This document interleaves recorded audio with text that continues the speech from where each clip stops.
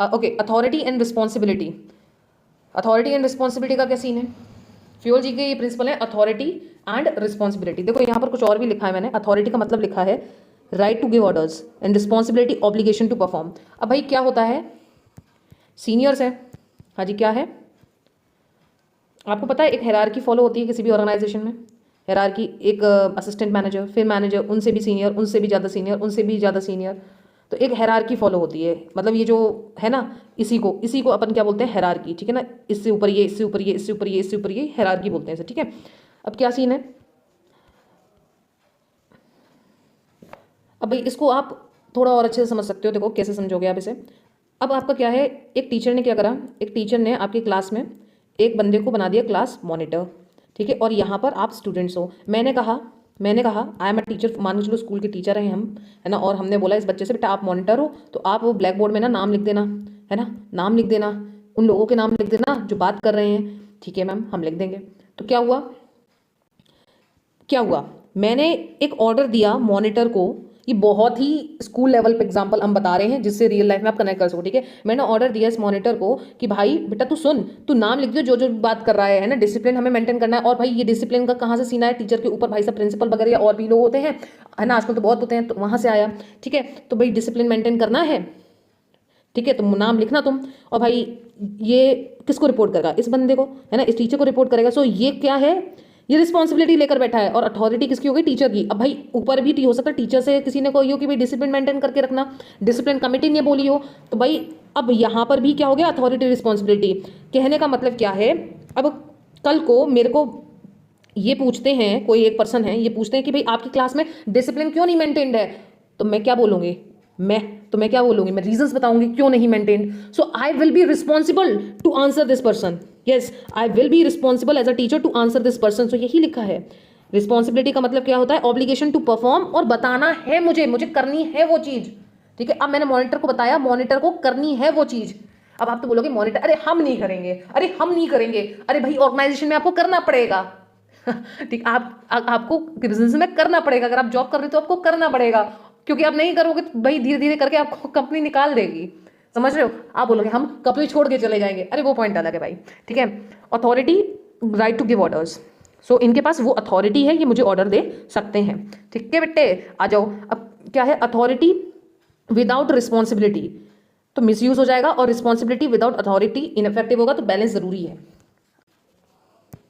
फिर से लिख देते हैं ये चीज़, इसी एग्जाम्पल से आप ज़्यादा अच्छे से समझ पाओगे। टीचर, ये बच्चा मॉनिटर, और ये हैं क्लास के बच्चे। अब मान के चलो मैंने क्या करा, इस बच्चे को, ठीक है ना, अब भाई रिस्पॉन्सिबिलिटी दी है, मतलब अब मैं इससे जवाब पूछ सकती हूँ, भाई क्यों मैंने तुम्हें मॉनिटर बनाया, क्यों तुम शांति नहीं बना पा रहे। तो ही this person will be responsible. And authority किसके पास है, टीचर के पास, कि भाई टीचर ने क्या दे दी, एक ड्यूटी दे दी परफॉर्म करने के लिए, और ऑब्लिगेशन टू परफॉर्म करनी ही पड़ेगी, है ना। ऑर्गेनाइजेशन में करनी ही पड़ेगी, वरना पैसे वगैरह आपको निकाल दिया जाएगा, है ना। अब यहाँ पर तो भाई आपको डांट पड़ेगी, ठीक। सो ये तो समझ में आ गया ना। So I have the right to give orders, जी हाँ जी, I have the right to give orders, I have the right to give orders, so that's my authority, and this order has to be perform this by person, that is obligation. अब organization मतलब business में, organization बोलो बेटा या business बोलो एक ही बात है, तो इस पर्सन को परफॉर्म करना ही करना है। अब मेरी बात सुनना, मेरी अथॉरिटी, इसकी रिस्पॉन्सिबिलिटी, लेकिन इस लेवल पे अगर आप सुनना मेरी बात, मान के चलो क्या चीज़, इस बंदे को अथॉरिटी, अब इस लेवल पे बात करते हैं, इस बंदे को अथॉरिटी है, ठीक है, मॉनिटर है, इसके पास क्या है, अथॉरिटी। और ये बच्चे हैं, तो ये बोल रहा है इन बच्चों से, भाई शांत हो जाओ, वरना मैं नाम लिख दूंगा तुम्हारा ब्लैक बोर्ड पे, शांत हो जाओ। तो भाई अब इनकी ये रिस्पॉन्सिबिलिटी, आपको लग रहा होगा कि ये क्या है, हम तो नहीं मानेंगे, लेकिन बेटा ऑर्गेनाइजेशन में तो मानोगे ना, यहाँ पर कोई किसी के पास अथॉरिटी है ना, तब तो मानना पड़ेगा ना तुम्हें कि भाई तुम्हें इसी तरीके से काम करना है ना। अब आप बोलोगे ये तो बड़ी दिक्कत वाली बात है, सुनना मेरी बात। ऑर्गेनाइजेशन में ही लेके चलो, मॉनिटर की बात लेके चलते हैं रियल लाइफ में। अगर मॉनिटर को मैंने पूरी अथॉरिटी दे दी कि भाई तू नाम लिख जो भी बात कर रहा है, और मैं इन बच्चों से कोई मतलब नहीं रख रही, सिर्फ मैं मॉनिटर से पूछ रही हूँ कि भाई तुम नाम लिखो।